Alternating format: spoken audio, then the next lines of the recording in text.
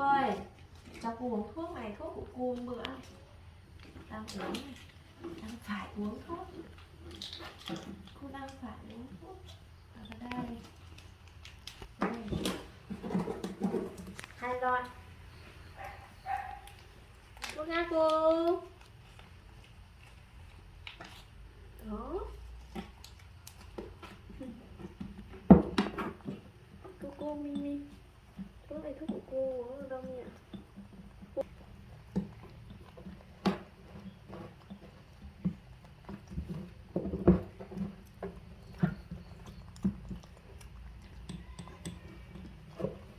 Cô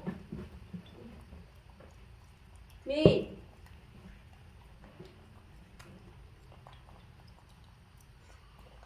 Mi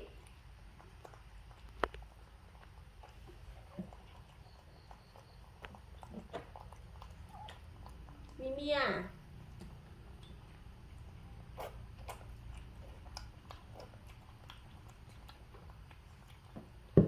Mimi ngồi thẳng thẳng ra.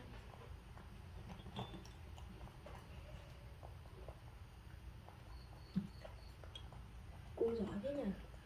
Cô hùng nha lên cả viên thuốc. Rồi, giỏi quá. Sao? Uống hết à?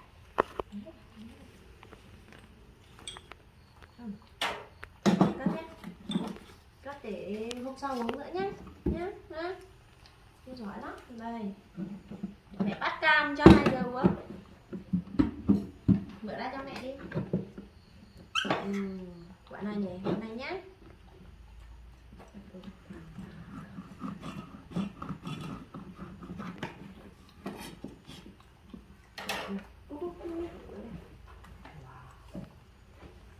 Wow, quả cam đã chưa?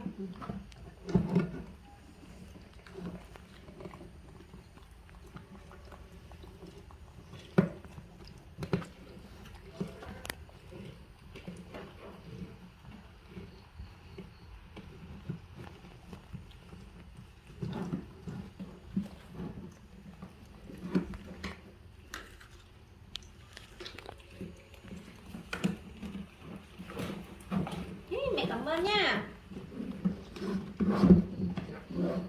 Sờ soát nữa. Thì đây để bỏ cam nhé.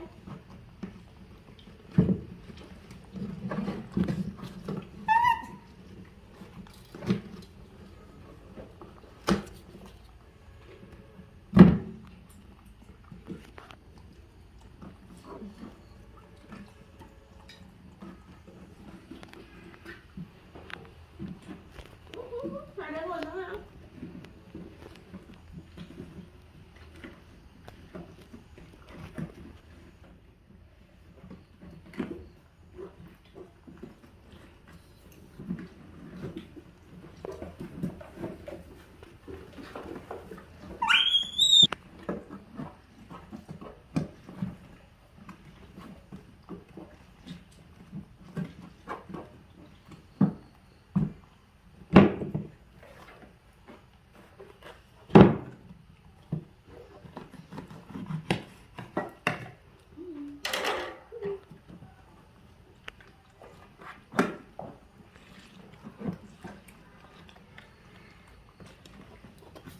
Đi.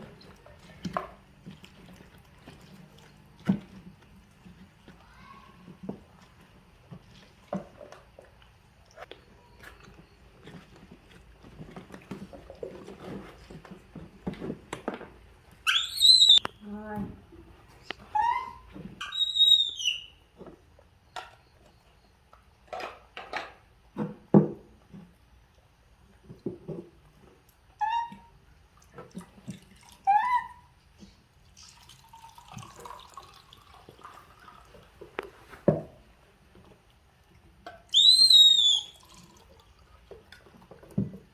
Rumi. Này.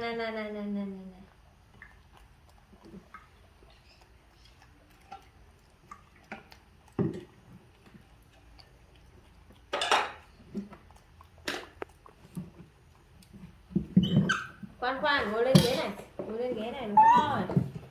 Bình tĩnh không hòa đổ.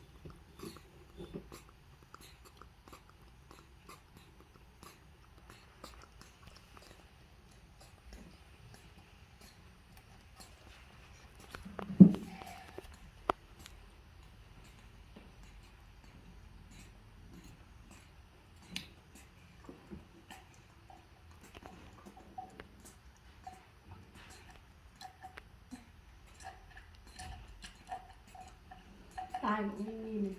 Rồi uống nước còn rung rung rung rung. Đấy, thấy không?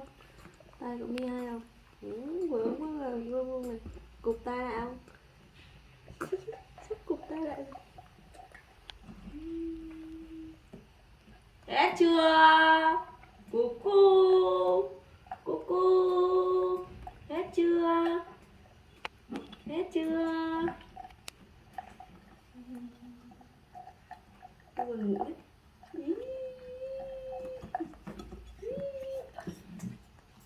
Cu cu. Cu cu. Thế rồi. Trả đây nào. Vẫn đang còn tiếp nữa. Hết rồi, hết rồi.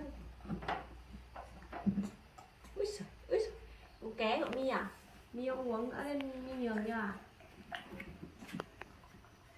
Mà vẫn thèm.